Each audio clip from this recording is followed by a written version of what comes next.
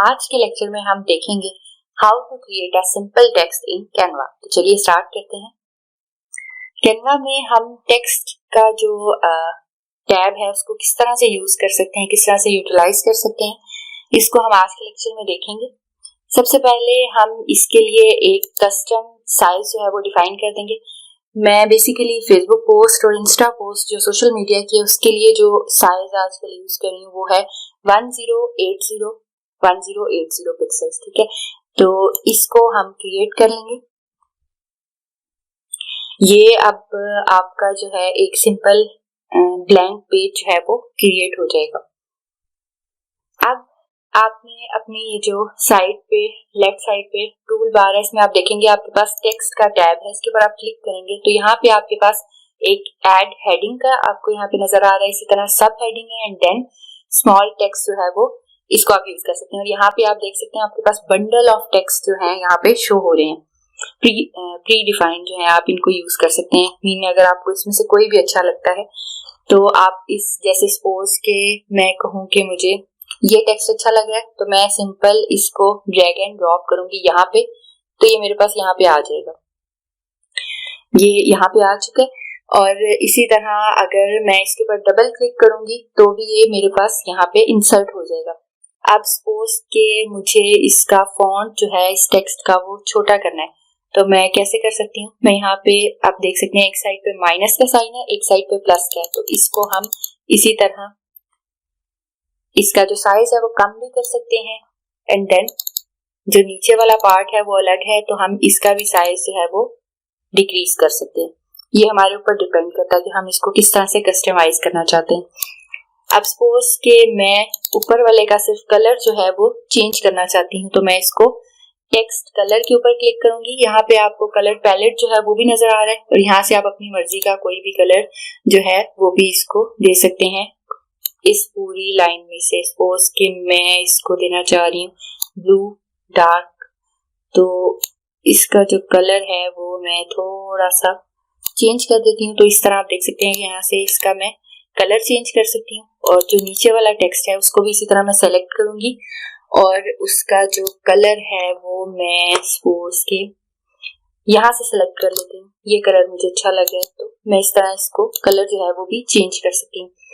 ये बहुत ही बेसिक चीजें हैं जिनको हम देख रहे हैं, बट ये बहुत इंपॉर्टेंट है जब हम कोई भी चीज बना रहे होते हैं, कोई डिजाइन बना रहे होते हैं, तो यही छोटी छोटी चीजें होती है जिनको हमें अगर ना पता हो तो हम अपना जो डिजाइन है उसको लैग कर जाते हैं बनाने में।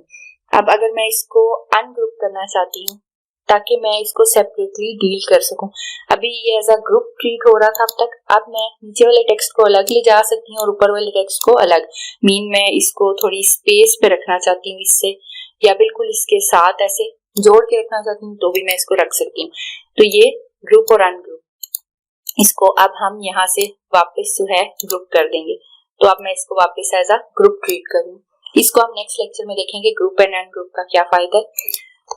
अभी के लिए हम देख रहे हैं कि हमारा जो टेक्स्ट है हम इसको किस तरह से यूज कर सकते हैं। सपोज के अब मैं इसका बैकग्राउंड कलर जो है वो चेंज करना चाहती हूँ इस पेज का, तो मैं वो भी यहाँ से चेंज कर सकती हूँ। मीन मुझे ये सिंपल ब्लैंक अच्छा नहीं लग रहा है इस टेक्स्ट के साथ, तो इसको थोड़ा सा लाइट दे देते हैं,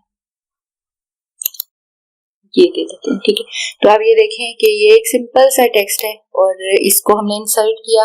इसी तरह आप इसमें से कोई भी टेक्स्ट जो है ऐड कर सकते हैं। सपोज कि मैं इसको इस पूरे को इसको डिलीट कर देती हूँ ऐसे, तो अब यहाँ से मैं एक हेडिंग ऐड कर लेती हूँ, कैप्री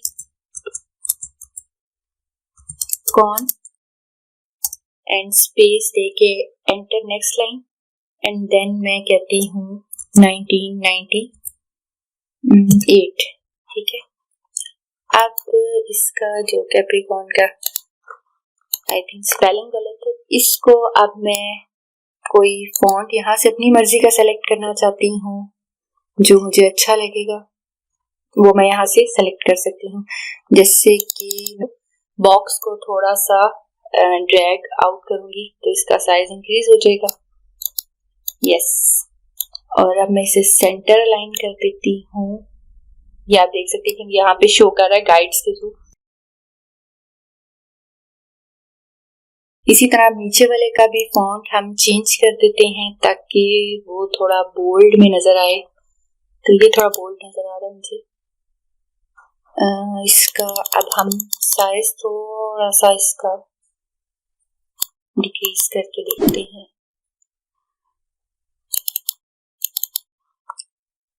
ये अच्छा नहीं लग रहा, इसको सिंपल ही रख देते हैं ऐसे प्लेन।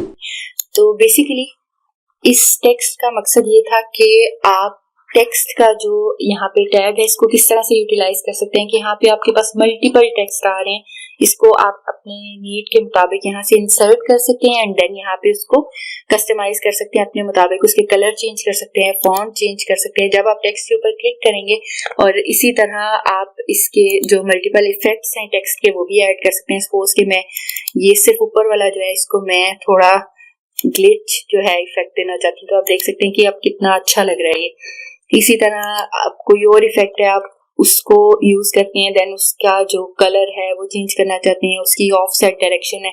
सपोज कि अगर आपने शेडो वाला यूज किया है तो जो शेडो में कलर आ रहा है उसका आप उसको भी चेंज कर सकते हैं। यहाँ से कोई भी आपको जो कलर अच्छा लग रहा है उसमें वो दे सकते हैं। आप देखते हैं यहाँ पे अब इसका जो कलर है वो रेड शेड में आ रहा है। तो ये चीज है कि इस तरह आप इसको कस्टमाइज कर सकते हैं। एंड ये छोटी छोटी चीजें हैं जो जब आप डिजाइन बना रहे होते हैं तो आपकी क्रिएटिविटी इनसे शो हो रही होती है। होप सो कि आपको समझ में आया होगा कि आप टेक्स्ट का जो टैग है उसको किस तरह से यूटिलाइज कर सकते हैं। That's all for today's lecture. Thank you.